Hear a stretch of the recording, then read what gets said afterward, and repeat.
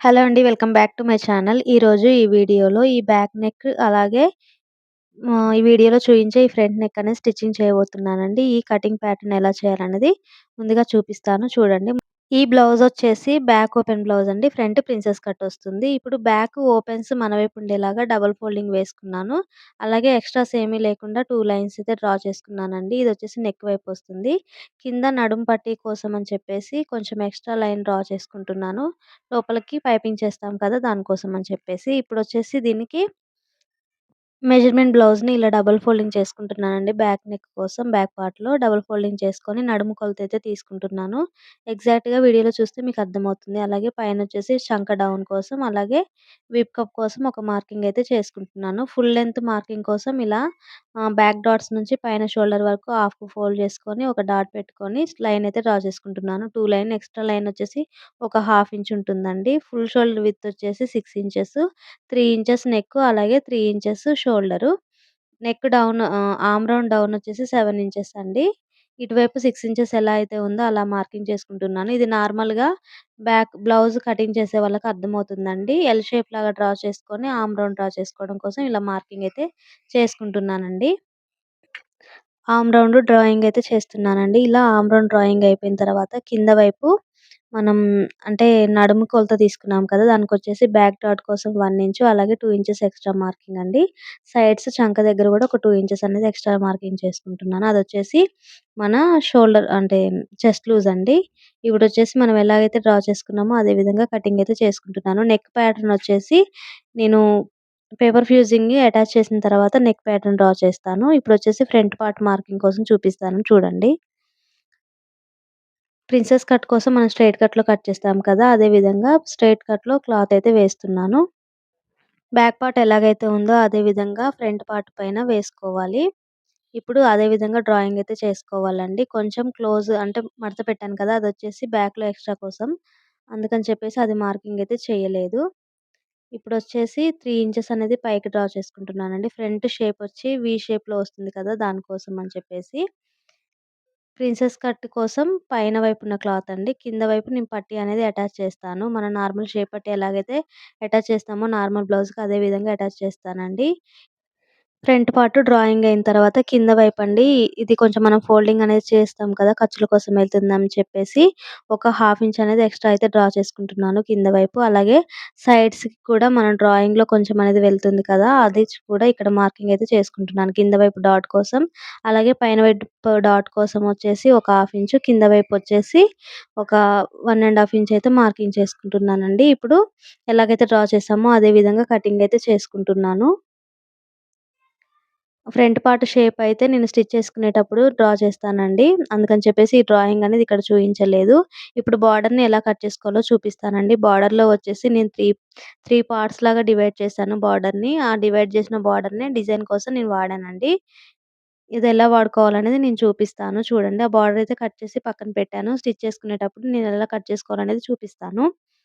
ఇప్పుడొచ్చేసి front part అలాగే back part కోసం, అలాగే హ్యాండ్స్ కోసం మెయిన్ క్లాత్‌లో నేను కటింగ్ అయితే చేస్తున్నాను. హ్యాండ్స్ కటింగ్ చూయించలేదండి. ఫ్రంట్ అలాగే బ్యాక్ నెక్ కోసం పేపర్ ఫ్యూజింగ్ ఎంతైతే పడుతుందో అంత కట్ చేసి పెట్టుకున్నానండి. ఫ్రంట్ నెక్, బ్యాక్ నెక్ వచ్చేసి 2 పార్ట్‌లాగా ఉంటుంది కదా! వాటిని ఇలా ఆపోజిట్‌గా వేసుకొని పేపర్ ఫ్యూజింగ్ పేస్టింగ్ అయితే చేస్తున్నాను. అదెలా పేస్ట్ చేయాలనేది మీకు తెలుసు కదా! షైనింగ్ ఉన్న వైపు క్లాత్ వైపుకుండే విధంగా నార్మల్‌గా రఫ్‌గున్నదేమో వేరే వైపు ఉండే విధంగా పెట్టుకొని మనం పేపర్ ఫ్యూజింగ్‌ని అటాచ్ అయితే చేస్తామండి. అదే విధంగా ఇప్పుడు ఫ్రంట్ నెక్ కూడా అలాగే కట్ చేసుకొని పేపర్ ఫ్యూజింగ్‌ని అటాచ్ అయితే చేస్తున్నాను. ఫ్రంట్ నెక్ వచ్చేసి నేను డ్రా చేయలే కదా! అందుకని చెప్పేసి బ్లౌజ్‌లో ఉన్న నెక్ ఎంతైతే ఉందో అంతే పెట్టుకొని మన డ్రాయింగ్ అయితే చేసుకున్నాను.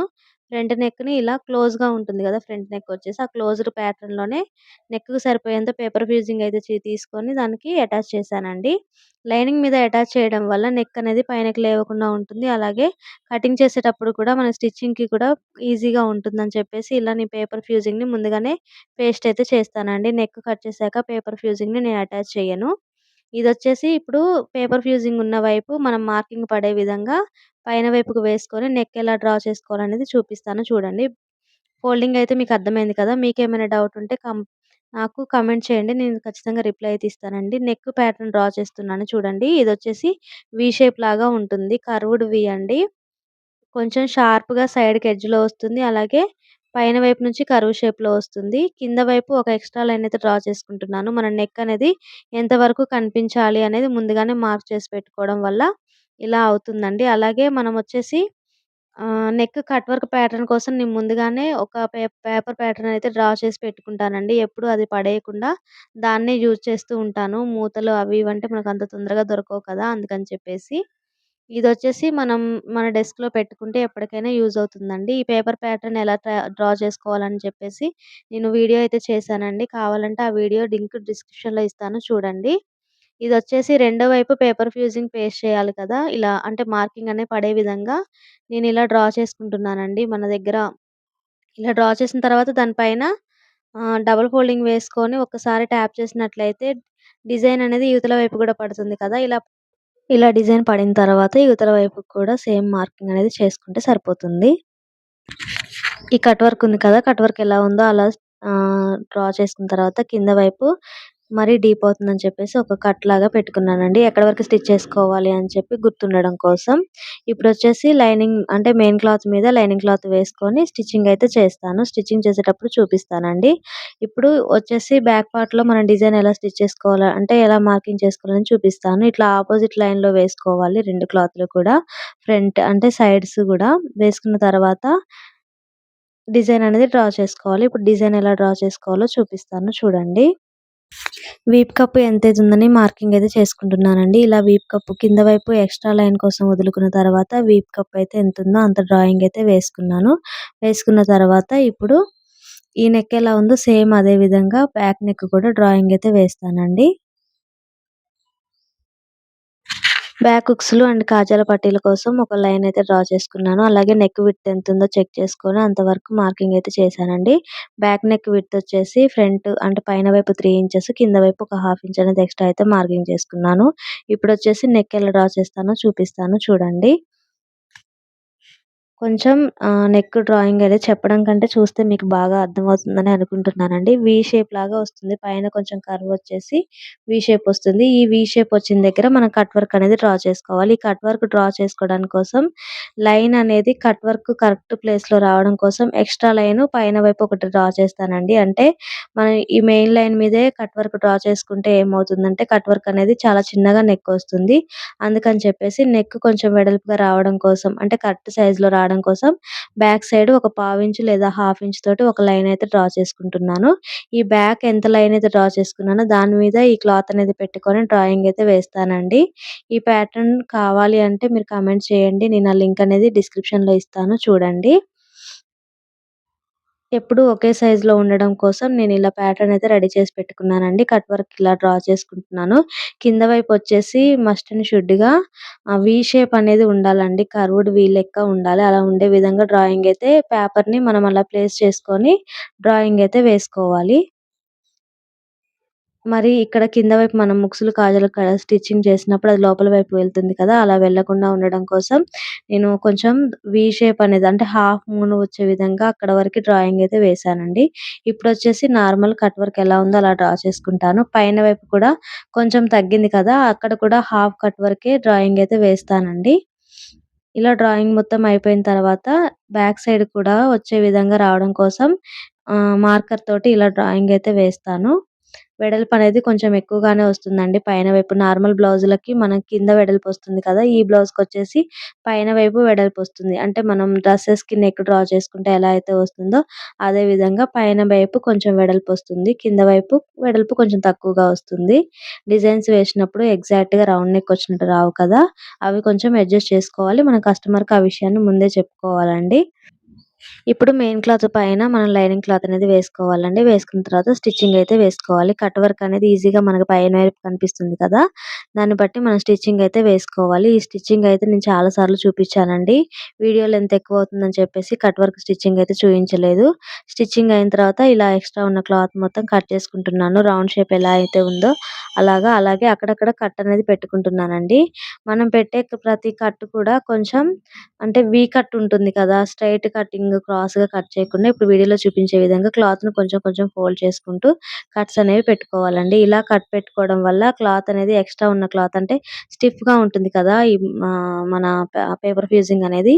పేపర్ ఫ్యూజింగ్ స్టిఫ్‌గా ఉంటుంది కదా! ఈ లైన్‌లలో అది కొంచెం అడ్జస్ట్ అవుతుందని చెప్పేసి ఇలా కటింగ్ అయితే వేస్తానండి. ఇలా కట్ చేయడం వల్ల రౌండ్ షేప్ కూడా నీట్‌గా తిరుగుతుంది.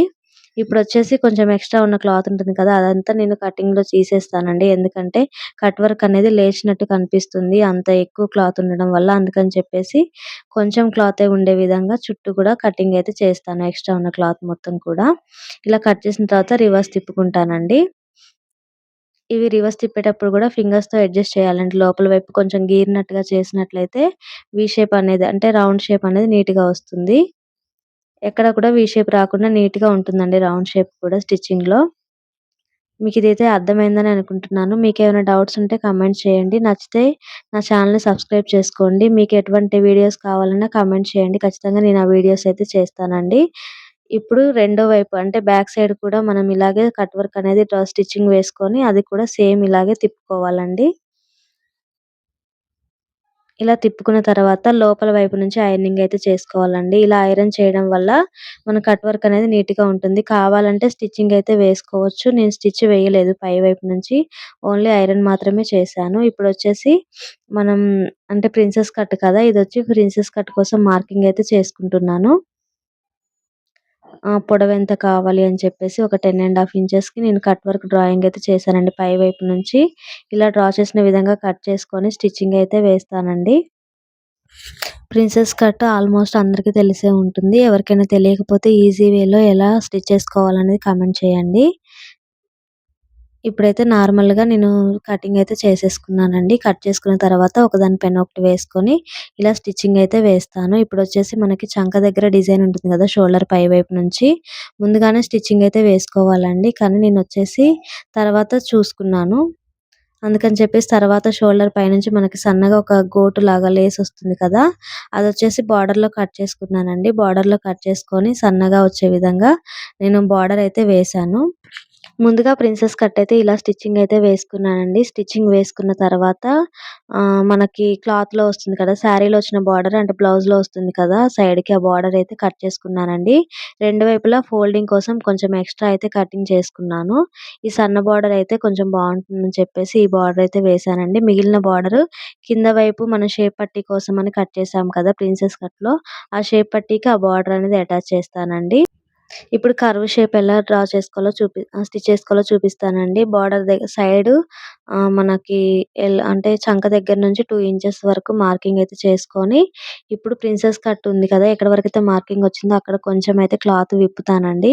ఇలా స్టిచెస్ విప్పిన తర్వాత కర్వ్డ్ షేప్‌లో ఈ బార్డర్ అనేది అటాచ్ అయితే చేస్తాను.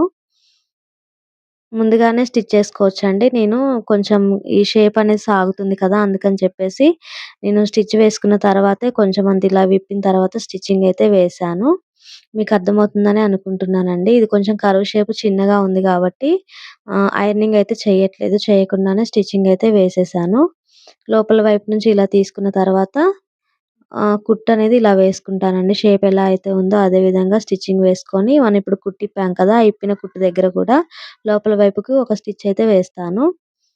ఇలా వేసుకోవడం వల్ల రెండు వైపులా కూడా సేమ్ వస్తుందండి బార్డర్ కొంచెం ఎక్కువ, కొంచెం తక్కువ అనేది రాకుండా.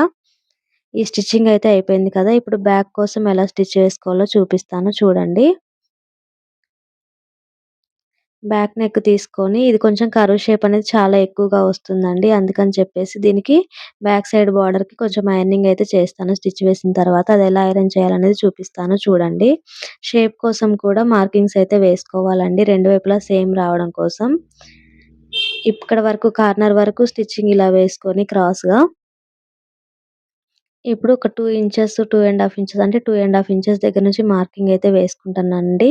2½ ఇంచెస్ అయితే చూసుకోవడానికి కొంచెం నీట్‌గా కనిపిస్తుంది బ్యాక్ సైడ్ అని చెప్పేసి, చంక రౌండ్ ఎలాగైతే ఉందో అదే విధంగా 2½ ఇంచెస్ తోటి ఒక కార్నర్‌లో స్టిచ్చింగ్ అయితే వేస్తున్నాను. ఇలా స్టిచ్ వేసుకున్న తర్వాత పైన వైపు లేస్‌ని ఇలా అటాచ్ చేసుకున్న బార్డర్ ఉంది కదా! ఆ బార్డర్‌కి ఐరన్ చేస్తానండి. ఐరన్ చేసిన తర్వాత మళ్ళీ ఇంకో స్టిచ్చింగ్ అయితే వేస్తాను. ఇలా ఐరన్ చేసి స్టిచ్ చేయడం వల్ల ముడతలనేవి బార్డర్‌కి రాకుండా ఉంటాయి. కొంచెం బ్లౌజ్ ఇచ్చేటప్పుడు నేను పిక్ అయితే తీసుకోవడం మర్చిపోయానండి. కానీ బ్లౌజ్ చాలా బాగా కుదిరింది. దీనికోసం రిఫరెన్స్ పిక్స్ అనేవి ముందుగానే అటాచ్ చేశాను కదా!